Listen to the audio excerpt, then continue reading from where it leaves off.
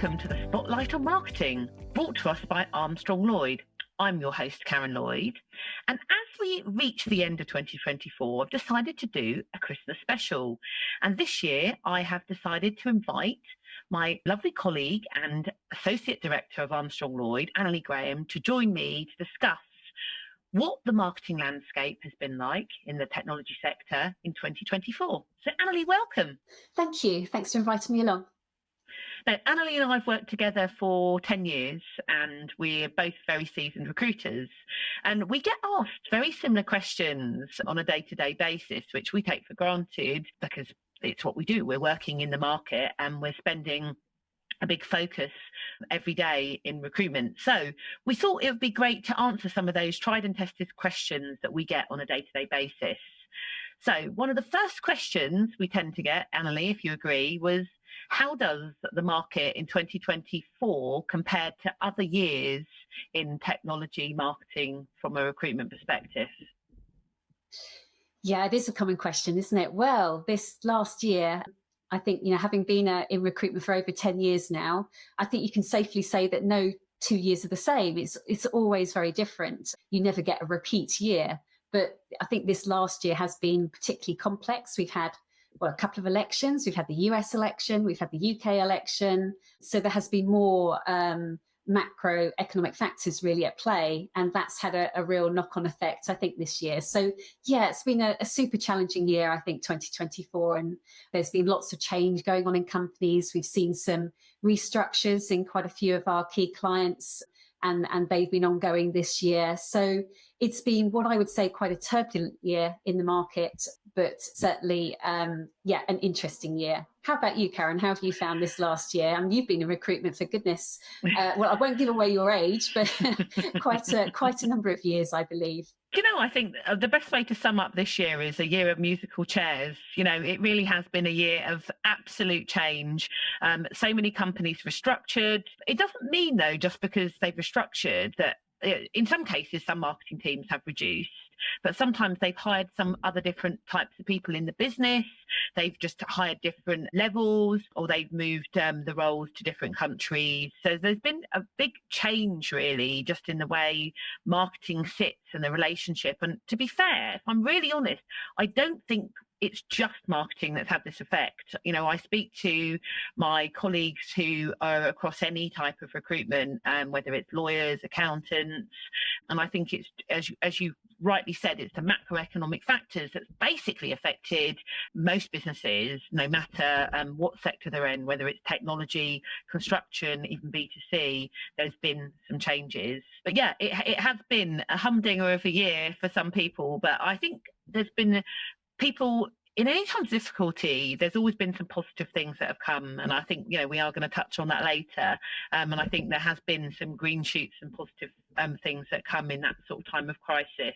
The other question people love to ask us is what's going on in the market at the moment with regard to recruitment. So what has been the impact for all of these changes we've just discussed in terms of how it's affected, how companies are hiring, what they're recruiting for, and what's going on. So I don't know, what's your view on this? Yeah, there's been quite a change this year, hasn't there? I think we've seen quite a few shifts in terms of the type of roles we've been hiring for this last year.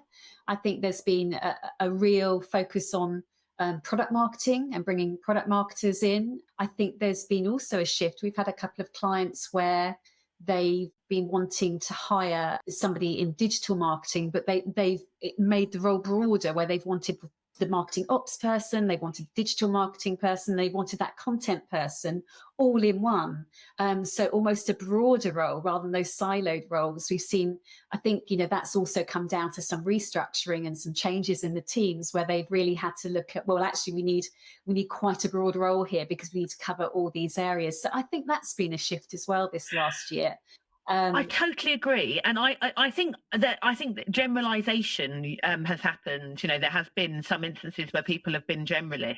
They've got rid of one tier, like they might have got rid of VP level or head of level, and then they've consolidated down. Yes. And other people have had to pick the baton up, as you say. And so, you know, they've started saying the word digital, but in the past, digital marketing would have been more performance marketing, but now they want them to be doing the campaigns and the marketing ops and maybe even writing a bit of content.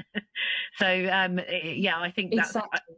yeah, exactly. And I think the budgets have been cut as well in departments from the output. So the amount people have had to spend on going to an event or doing something has also shrunk quite considerably. So people have had to be quite creative. They have, and I think there's been a shift in the type of roles we've been looking for. And do I dare to mention it? Should we talk about the F word? Yes, the F word. We're talking, of course, of fractional. This has become so poignant, fractional being a type of role now that LinkedIn have even got their own banner. I've just only seen it today, but they have there's the hiring banner on LinkedIn and the green open to work one. They have like a pale blue one that says fractional now that goes around the name, I haven't seen that yet. No, exactly. I only saw it for the first time today, so watch out. It's coming on LinkedIn, guys, if you haven't seen it already. And of course, LinkedIn are the god of everything. So if fractional has been a much higher demand. But I think it's really interesting to answer, first of all, why has fractional been, I don't know what your opinion is on this. I have quite a strong opinion, but love to hear what you think. What's your strong opinion on why fractional has become a bit more pivotal this year? And I think, yes, it absolutely has. We're seeing an awful lot more fractional people out there. And I think there's definitely a strong need for that. I think there's, the startup scale ups. I think there's been an element of the venture capital sort of hasn't been there so strongly for them this last year. So they have needed to get that senior strategic steer, but haven't really been able to have somebody full time on board. And actually, somebody coming in part time into the business with huge amounts of experience can really steer them in the right direction. So I think there's been a couple of factors that have meant that shift has happened. I think primarily it's been looking for getting that experience and that strategy, but not necessarily needing that full-time person on board. And that's worked well for people who are in those positions who've got a lot of experience behind them. They can go and work at 2 or 3 companies and really guide them and help them develop that strategy. Is that what you think as well? Is that where you see the fractional coming in? I mean, it's certainly what I've seen, I think. I agree, but some people have been doing fractional for many years. Some people have been doing fractional, but it generally had been with smaller startup companies who couldn't afford that full-time head. And I think this fractional piece has spread probably to more scale-ups as well as startups now, as you said, as they're reducing costs. Yes. So whereas it would have just been the startups. And I think companies have also recognised quite rightly that sometimes they may bring in somebody who's more of an execution tactical marketing. There we joke our generalists that we were talking about earlier on the digital side.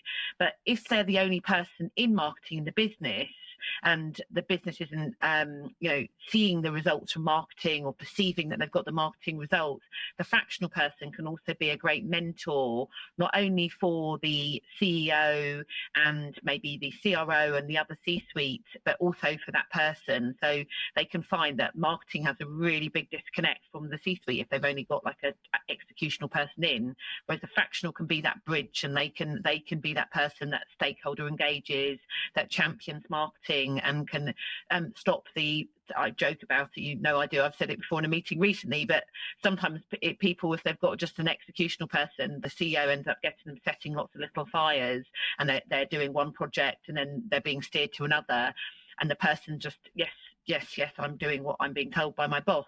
Whereas a fractional CMO can come and say, stop, we're doing too many things. We just need to do the one thing that's going to make us the next step over. And I think that's the really big gift of bringing in a fractional. Yeah, I think you're absolutely right, and I think it is going to grow further over. We're going to talk about obviously next year a bit later on, but I think it is going to grow further. There's going to become a bigger and bigger need for it. But we've also seen that shift as well, haven't we, with a company looking for their first marketing hire. and looking for bringing someone in, but perhaps not at that sort of fractional level, not that senior, but they want someone who's able to be strategic and hands-on and looking for that first hire, but their budgets are quite limited. And so we found quite a good solution to that has been to look for someone who's got more experience, perhaps a mid-level manager level candidate who can come in on a part-time basis. And so therefore they're getting somebody who's more senior again, but not having to pay that full salary, but can be both hands-on and strategic, and that really lovely mix. And we've had that with a few clients this year, haven't we, where we've actually looked and said, okay, well, this is, yes, your budget's, not going to really get what you want, and they're not going to be able to be a standalone marketer for you effectively because they haven't got the experience. But hang on, if you look at somebody on these compacted hours, they can really bring that experience to this role. And that's worked, I think, really well. I think it's a really brilliant point, because everybody's talking about fractional is the new thing, but sometimes fractional generally means a fractional CMO is somebody that comes in and is working 1 day a week for a client for maybe not forever. They might be doing it for a project, they might be doing it for an audit, whereas a part-time marketing manager who's coming in at a senior level is something slightly different. And that is another solution. So there's not just these blanket, this is what people should be doing now. And I think that's where we've succeeded quite well this year. Where the clients we've worked with is we've looked creatively and worked with them, haven't we, and said, what are you trying to do with this? And we're not afraid to give feedback and be honest about what we see as a solution with what the company needs. And I think fractional isn't right for every company, but sometimes it could be a part-time person, sometimes it could be a contractor, sometimes it could just be an interim person who's coming in to do a project. I personally am not one to care about job titles and pigeonholing, but these are different umbrellas of solutions which are available. And I think we've seen a big increase in this year of companies being a little bit creative in the way they're bringing marketing resource in, because ultimately they've cut the budgets, but they still need someone to do the job. Yeah, that's exactly it. They've cut budgets, haven't they? And so this is it's working smarter with your money, like anything. It's making it work. And it's definitely been something that I think is working quite well for those companies where we've done that. So yeah, it's been a good thing. Another question we get asked all the time is about the working hours, the hybrid working. Has there been a shift this last year in terms of companies wanting people in the office or being happy with them working from home? So I think it's another good question for us to answer. What do you think, Karen? What's the shift been this last year? This year has been the year of we want you back in the office, and it's creeping as well. So it started with 2 days or 1 day, and there are companies that we've hired for that maybe 3 years ago they were coming in once or twice a month, and now they're coming in once or twice a week, and maybe into 3. Not many companies say 5 days in the office, but mostly 2 or 3 days in the office has been. I found that. I don't know if you would agree. Completely. There was one client that we've worked with this last year, isn't it, that really stands out. CMO, he's come into the company and he's made that big shift. He said to us, we've hired actually, I think it's 5 people in his team over the last few months in the marketing team. But the shift had been for him that he wanted, when he went in there, he wanted people to be in the office. He wanted people to be building those relationships, networking, collaborating. And he saw the best way to do that was to have people in. I think it was 4 days a week in the office. And for us, that was more of a challenge, wasn't it? Finding people, because we needed to then look to make sure people could commute into the office easily and get there, and that they were happy to do so. He really felt that was the way forward for his team and the way he wanted it to work. And I think he even said, I think it's to you that he said about having 2 people who'd worked there sort of over 10 years and barely knew each other really, because they just weren't really crossing paths, and what a difference that had made. But yes, I think the people we've placed there have been really enjoying that collaboration, and having spoken to a couple of them, I can understand that that's the way forward that he wanted to push. And I think most people would like to come back into an office. And I think that's probably been a shift for us as recruiters, because back in pre-2020, everybody was in an office 5 days a week. And then from 2020 to 2023, most people were wanting to work from home. And at that point, there was loads and loads of jobs available and not enough talent. So companies are being a lot more flexible about people. Okay, if we're going to get the best person, we don't really care where they're based. Whereas there's been a lot more people available on the market. There's been a bit more agility with the talent resources. So I think companies and people perhaps have chosen to come back into the office and perhaps work locally and have a bit more of collaboration. Yeah, I think also there's been this sort of, people coming through, starting their first roles, and they haven't wanted to be sitting in their bed sit or their house share working from home, because it's not comfortable, it's not the best of environments, and they want to be in the office. And it's also the socializing aspect. If you're sitting at home all the time, then you haven't got that aspect either. And certainly I think that's been a driver too. I think the generation there do want to be in the office and do want to be networking and learning and developing and being mentored and meeting people in the office who perhaps can help them develop their careers. I think that's the other element. But yeah, certainly companies this last year have made the most of the fact that they would like their staff more back in the office, more visible. And with the economic climate the way it was, with there being far more candidates out there for the roles, they've been able to make that shift too. So I think it's been a mix of a number of elements. And for me, the companies that have got it right are the companies that are, although they're encouraging people to be back in the office, they're not being rigid. So they're not saying, look, we want this person to come in and sit on that chair, and actually no one else is in the office today, but we just, from the principal, want to know they're sitting on that chair. And I think the attitude of, do what you need to do to get the best for your business and your job for your day has the best attitude. And that may be a day where you're not feeling well and you are working from home, or you've got other things, you've got to do something, and it's a job where you need silence and that you need to do a couple of extra hours that day. So rather than do the commute into the office, it's better for you to be at home cracking on. And I think companies that do allow that flexibility and that human aspect are the ones retaining the talent and building the teams in the most productive way. And the employees value that, don't they? I mean, certainly people we speak to where they're offered that flexibility and they know that if something happens, they can work from home that day, they do really value it. And it becomes really part of why they would want to work for a company. Well, they're really flexible. How often do we hear that? The flexibility about a company with their employees. So yeah, I think it's a big shift, but I think it's certainly something that I think everybody's shifting that way generally. I think it's been something that's been wanted by some members, some candidates, and that the shift has really worked. And I think, touching on what we said earlier on, there's also been certain roles that have been more in demand this year, and we touched on it briefly earlier with the content and the generalist roles.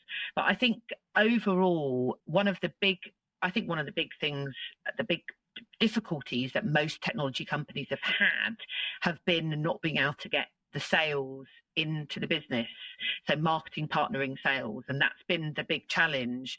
So that's where we have seen a rise in the demand for product marketing, and the reason product marketing has been the one in demand is because product marketing spends a lot of time looking at the proposition and the value and trying to make the product unique, and to be able to do those that aspect to put them ahead of their competitors. And so we have we've seen a lot of product demand still, haven't we, this year? Yeah, I think yeah, the product marketing has been, if any role stood out this year, product marketing has been the one where we've seen a really big rise. But yes, absolutely, I think it's more about how much profit are we making, and to make the profit, we need to focus on the product. We need to focus on the product. We need to focus on our messaging and make sure the key messaging is absolutely resonating with our customers. And if it's not resonating with the customers, you're not going to get those ultimate sales in. So yeah, product marketing, I think, has been a really big focus this year for us hiring, and I think it will continue to do so. Yeah, the phrase product-led growth has been said many times this year. Oh, yes. And lots of people want to work for a company that it's about the product-led growth and the sales-led growth, and that's moving away from the sales team in a little black book who are just going out there making cold calls to having a customer that actually wants the product, and developing a product that somebody wants, which is, I think, the nirvana for most technology companies, really. Completely. Yeah, it is. Actually, it's probably one of my favorite roles to hire for, actually, product marketing. I really enjoy hiring the product marketers. I think it's certainly a great area of marketing to be in. But also marketing operations. There's been people looking at data, looking at improving their MarTech stack. That's also been a fairly in-demand skill. And we've also had people that are focusing on a content-led go-to-market strategy as well. So they've been hiring in a content person. So if there were siloing roles and not going for a generalist, those tend to be the three roles that companies are still sort of hiring. Yeah, I think they are the three main roles. I think I completely agree. So predictions then, Annalie, 2025, what do you think is how do you think in a year's time, if we're having this conversation, what do you think will have happened? I think 2025, I think, is going to be an interesting year. I think there'll be an increase in our contractor and fractional business, which we actually only launched this last year, but certainly we can see the growth there. And I think that will continue to do so. I think it's going to be a big growth area and will be a main feature for us in 2025. And I think also 2025, I mean, this last year we've had a real strong growth in the US, and I think that will continue. I think we're reaching further into the US, and I think that will be a strong market for us next year too. I think they, having got the election out of the way this year, I think they will have some good growth coming, and I think we will see that within the marketing teams as well. Yeah, I think 2025 is going to be the first few months. I think there will still be some restructures and some alignments. I think you were mentioning about the national insurance coming in, and that having still an impact perhaps until April next year, with the costs of that coming out from April. But I think after that, I think we should see some reasonable growth coming into the markets and some marketing teams starting to grow and starting to build up a bit. What about you? Yeah, no, I agree. And I think AI, I mean, everyone's been talking that this year was the year of AI. And I think it has been, I think AI for two purposes, really. I think companies in the technology sector are going to be building more AI into their products. So it makes their product more usable for the end user, which is ultimately the purpose of AI. But I think also marketeers are going to start to use more AI to streamline and make their life easier. And I think there's been a little bit of people like, AI is just about writing content, when it isn't. It's about streamlining processes. And in fact, I've got a podcast coming up I'm about to record next week for someone who had worked from a really small business, and how in this last year she used AI really cleverly to help grow and scale what they were doing in marketing. So that may be one to listen to. But yeah, I think AI is, anyone that isn't learning about AI or doing it, I think you're going to be left behind. So if you are listening to this, definitely get yourself looking, not just at chat and some of the other tools, but different ways that you can be taking notes and streamlining things that you're doing. Yeah, I think there's so many people using AI within companies in silos. I think that's going to be something where people are really going to have to get on board, looking at what their companies are doing as a whole, what people within their company are doing, to make sure that they've got a strategy as a company moving forward, and what tech they're going to use, how you're going to use it, rather than having all these little silos of pockets of people using different bits of software. I think there's going to be much more alignment in 2025, and I think that will be there'll be lots of training, and I think people will be learning from each other how to embrace it, but more as a team rather than as an individual. I think it's been very in silo this last year, so I think I would completely agree. AI is going to be an ongoing, very big shift, and yes, we all absolutely need to be on board. And you know what? I mean, it's been a tough year, 2024, but we've had some successes. Not first of all being that we've been 10 years in business for Armstrong Lloyd. So we celebrated our 10th birthday in 2024. We also launched this podcast, The Spotlight in Marketing. And, we've recorded, I've recorded over 12 episodes now, and I've had some amazing guests. And some great guests coming in the new year as well. And the other thing that I think has been really positive was we've followed the lead, actually, because we spend our time talking to marketing leaders, and lots of people getting out there and doing more face-to-face and back to events. So, both Annalie and I have been out. We've been to several events this year, and we've really enjoyed getting out there and meeting people face to face in sort of like a networking environment. And that's been a really lucrative, for both parties. It's been beneficial. Would you agree? Yeah, I think we've really enjoyed getting out to the events this year. It's been great to get back face to face properly, and I think we'll be doing more of that next year. It's been a really good thing to do, to meet some of our clients there and see what's going on. Yeah, it's been a good shift for us, and something we will definitely enjoy more of in 2025. No, fantastic.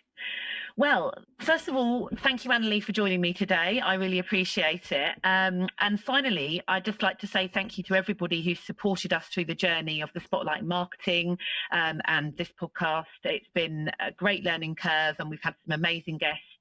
And your kind reviews and your support and ongoing ability to listen has kept us alive. So thank you so much. All the best. And I look forward to tuning in and speaking to you again in 2025.